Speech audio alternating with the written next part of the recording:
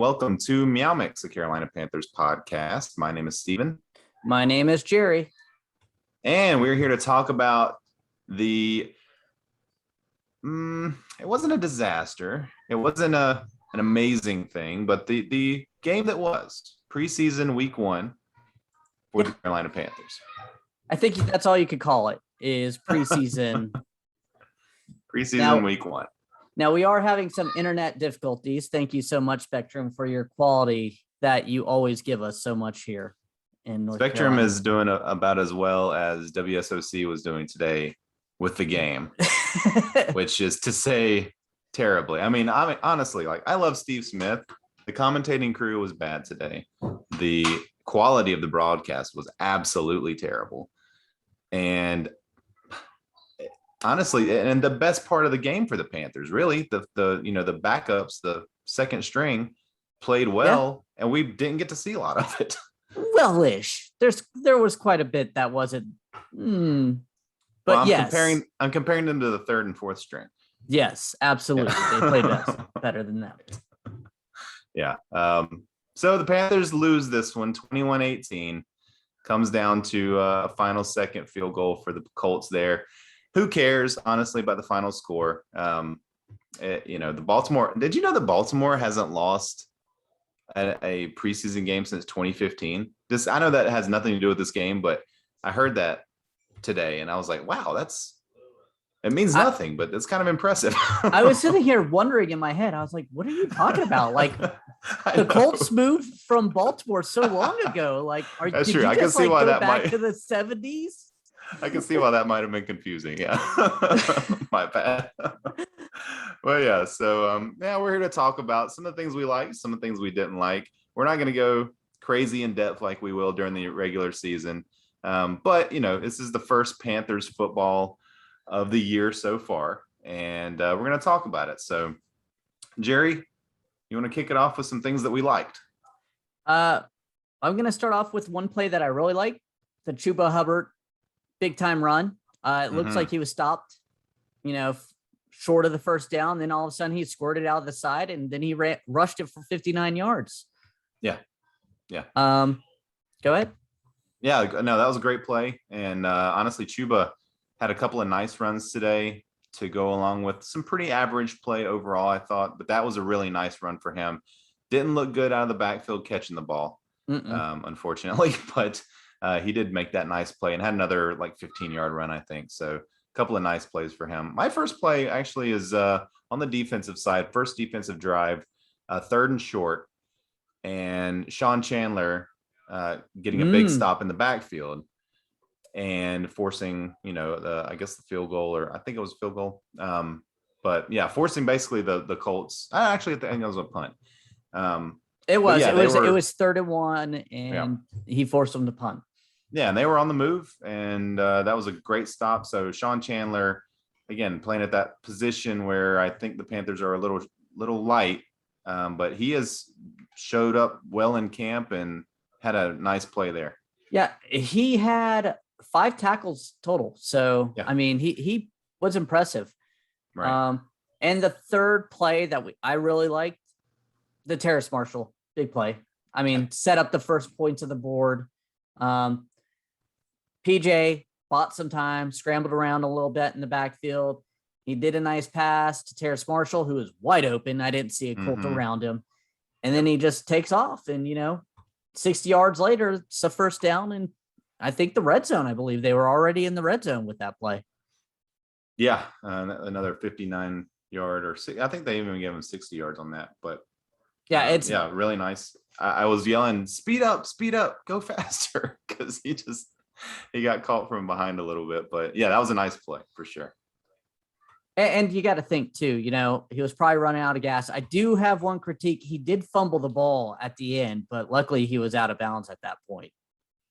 Yeah, he fumbled it out of bounds. So again, not too big of a deal there, but that happened a couple times for the Panthers. Yeah. So, and to everybody listening at home, if you hear some screaming, it's just kids playing. It's the weekend. I keep hearing screaming in the background, and I know what it is, but I was like, I'm over here at my my wife's birthday weekend, so we're over here, and the kids and cousins haven't seen each other in a while, so yeah. Sorry about that. I just wanted to put some listeners' mind at ease of what was going on. Just kids playing. Yeah. No one's being murdered. Everything's fine. Nothing to see here. I wanted to say one more play, actually a couple more plays that I really liked. Of course, the Marquise Haynes strip sack. Oh yeah, at the end of the first quarter was huge. Big sack on 4th and 1 early in the second quarter.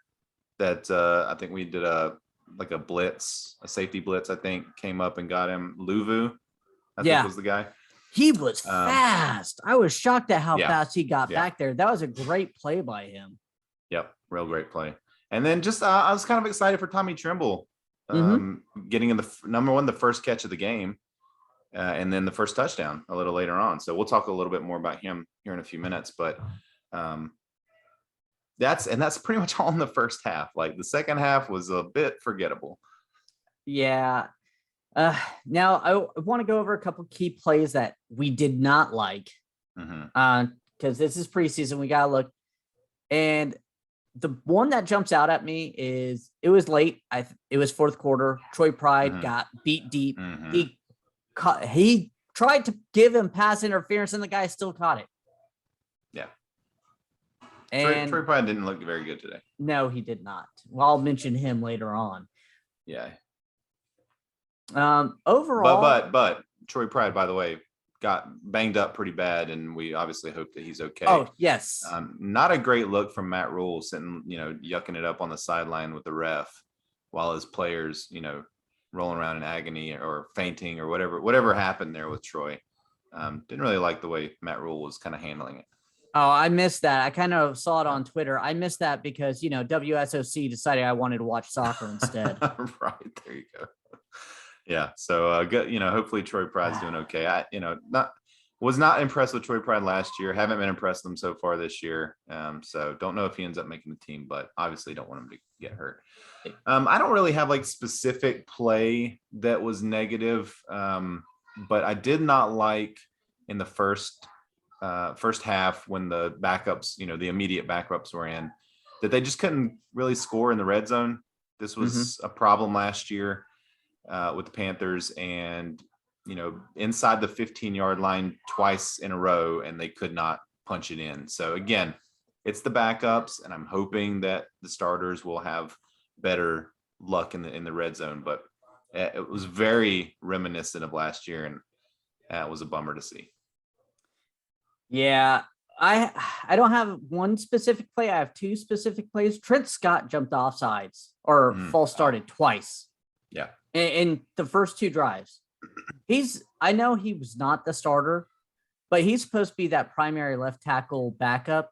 And now I obviously see why Taylor Moton's been playing there if Cam Irving's injured. He was getting beat, and he was giving up, those false starts. So, yeah. You got another one? Or was that your second? That was my second bad play kind of stuff. I do want to give some kudos, though. I'm sitting here talking about Trent Scott. Brady Christensen held down that right side pretty good. I didn't see any issues from him. I didn't hear his name called, which offensive lineman, that's what you want to hear. Yeah, I was going to mention him. I don't think he quite reached hero status for me. We'll go over our heroes and zeros here in a minute, but I was pleasantly surprised by him. And honestly, again, this is the backup, so I don't expect him to be starter at right tackle right away. But if he can build on that, then that's, that gives me a lot of hope. And maybe that pick wasn't as questionable as I fear that it was. So, yeah. All right. So that was 3 plays we liked, 3 sort of plays we didn't like. Yeah. You want to move into heroes and zeros? Do I go? Yeah, go ahead. Just kind of go do overall of the game, or I know we're going to do this one short. Yeah, the game overall, I guess we can kind of talk in general, in generalities here. PJ Walker, 10 of 21, 161, a touchdown. Looked good, right? At times.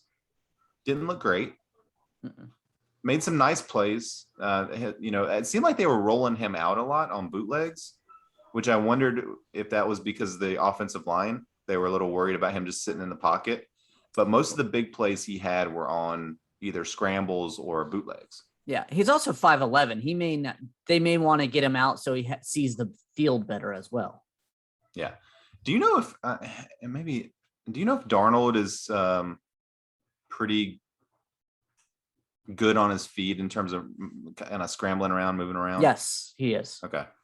So I would not be surprised to see them do more of that kind of bootleg style play. I always love the bootleg. I don't know why it doesn't happen more. But I'm not quite sure. yeah. We're about to go over the running backs here real quick. Just Chuba Hubbard, 7 carries, 80 rushing yards. That 159-yarder really makes him look good. Yep. Brown, 9 carries, 25 yards. Darius Clark, 3 rushes, 10 yards, and Will Grier, 3 for 8. I blame a lot of this on the offensive line. I know I was watching Hubbard and Brown. They were just getting hit in the backfield, and they were doing everything they could. There's no holes opening up. Contrary, I was watching Indianapolis open up huge holes for their running backs that I could have gained a yard or two. Yeah, and they honestly didn't do much with it. Indianapolis they rushed for 117 yards, but on 36 carries, they were only getting 3.5 yards or 3.3 yards per carry.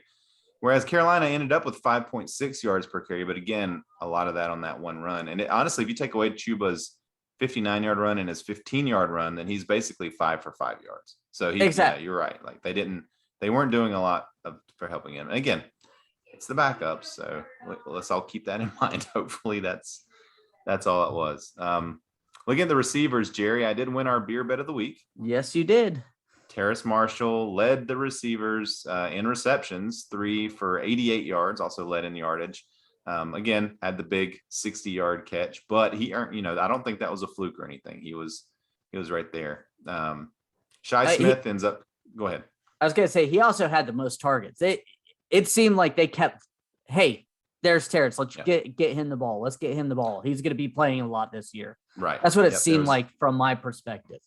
Yeah, I agree that it seemed like there was definitely and maybe that's just that PJ Walker, maybe Terrace was just getting open. I don't know, but it did seem like that may have been a game plan, was to get him some looks early, because they definitely did. Shi Smith ends up second in receiving yards, only 1 catch for him on only 1 target, which was a little surprising. I thought they might try to get him the ball a little more. Yeah, there was a few guys. Like he was out there a lot. No, it didn't. And he had that really nice catch against the sideline, got rocked into the sideline, held on to it. Yeah. Hats off to that throw too. Yep. That was a really nice on the wire throw. That's the thing is, PJ made some really good throws. Several good throws. I think that was another one where he was on the move a little bit too. So David Moore, 2 for 26. Tommy Trimble tied for the lead in receptions with 3 for 19 yards. Did get that touchdown, which Steve Smith said he stole. He said that someone else was actually targeted. But you know what? That was, again, another one where PJ was kind of, the play was broken. They were moving around. Okay. The play was broken. They were moving around and made a good play. So I don't know. Anybody else you want to talk about in the passing game? Not on the passing game, no. We could go ahead and move on to defense. Yeah, let's talk about defense, because I thought that's where we really shined. Yeah, I do too. I think our pass rush all around was just that's where they're going to eat. I mean, every time they were in the backfield, I know it's against the backups, but anytime Jacob Eason was back there, he was running for his life. Now, once it got down to the fourth quarter, Ellinger, who's a lot more mobile, and we were playing our 4th and 5th guys. Right. Yeah, completely different story. But Etor, Marquise Haynes, hats off to them. I'm trying to think who else had a lot of pressures in that I saw. Yeah, I mean, you had, again, they had that design blitz with Luvu, got back there. but yeah, I mean, they ended up with 3 sacks.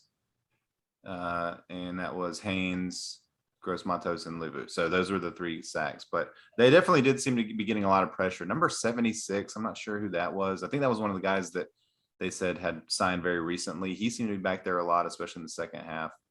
But yeah, I mean, QB hits, there were 7. So they were definitely getting to the quarterback, which was nice to see. I thought the secondary seemed a little confused at times as to where they were supposed to be, maybe.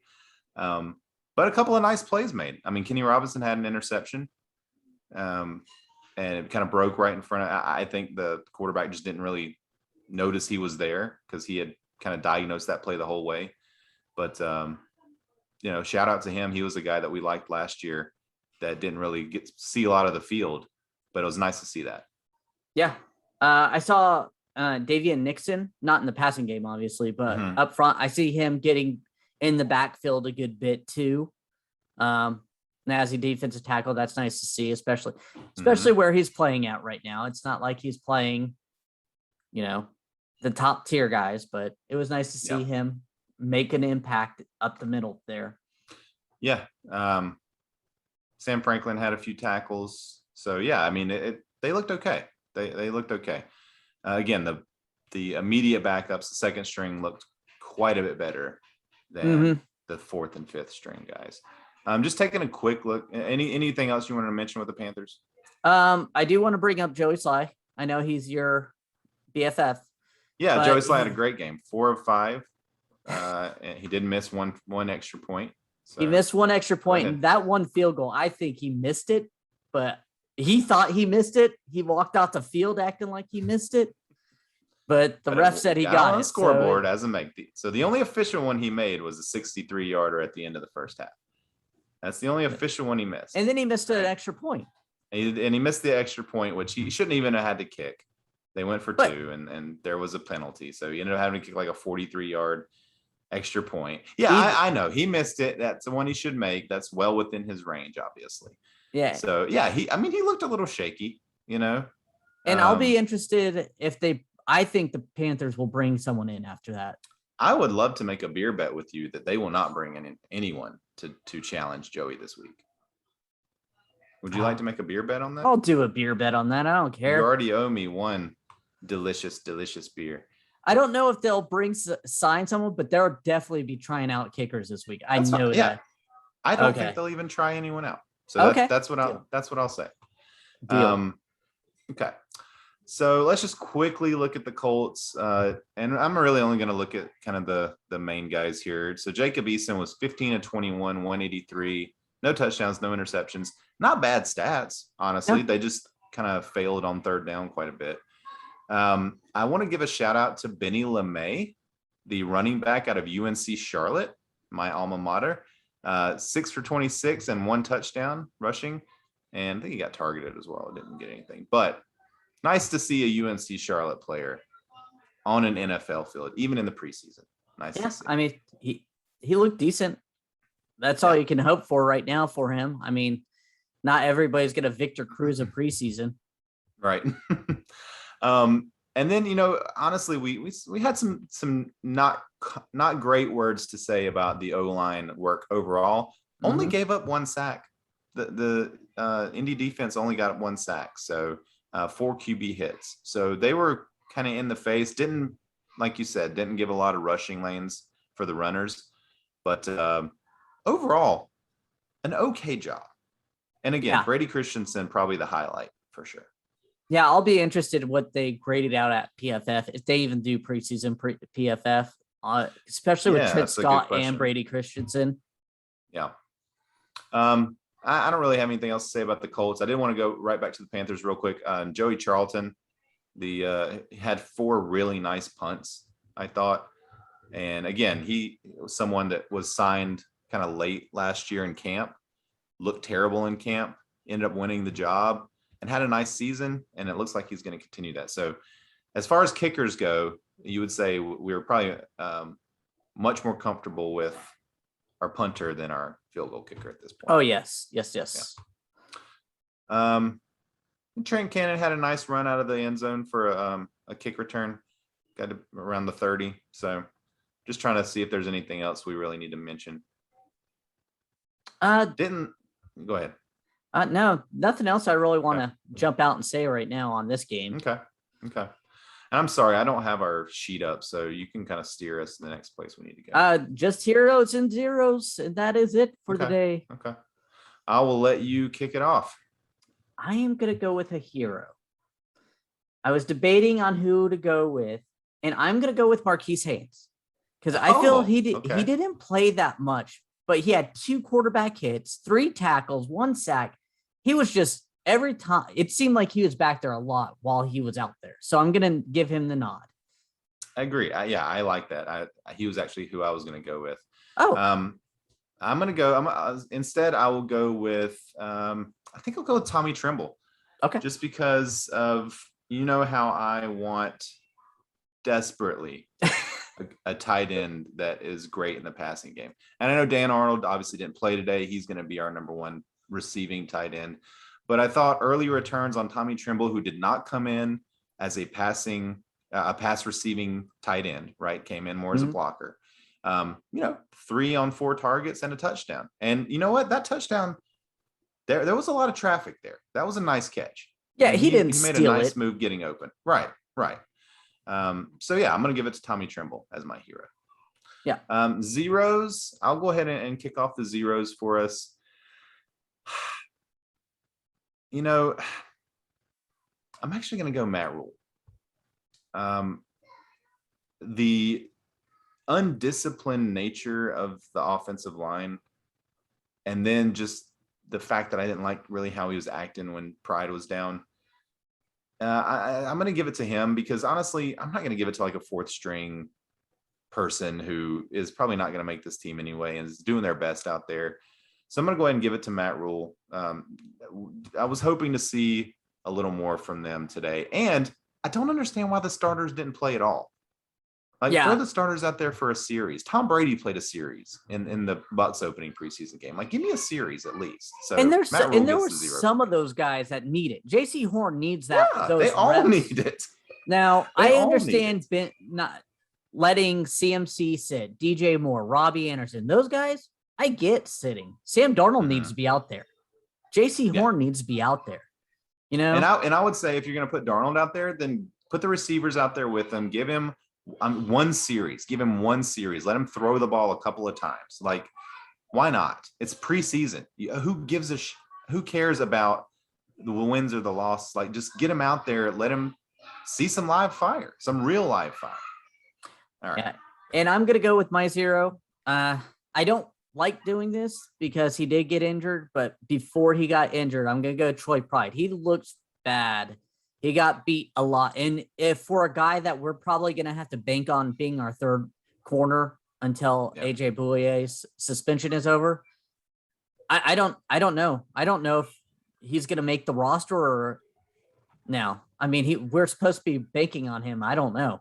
He just looked bad. Yeah, he didn't look good. And again, he didn't look good last year. So I don't know what they were expecting from him. So, yeah. All right. Yeah, I agree with that. I didn't think any of the DBs looked great. So, all right. Well, I think we're going to go ahead and let you be referee with those kids back there. Okay. We want to thank everyone for listening. If you like the show, please let your friends know. Please follow us on Twitter at MeowMix Podcast. If you have any questions or comments, you can email us at mailbag@meowmixpodcast.com. And if you leave us a 5-star review with a comment on Apple Podcasts, we'll read it on the show. If you're watching us on YouTube, please like and subscribe.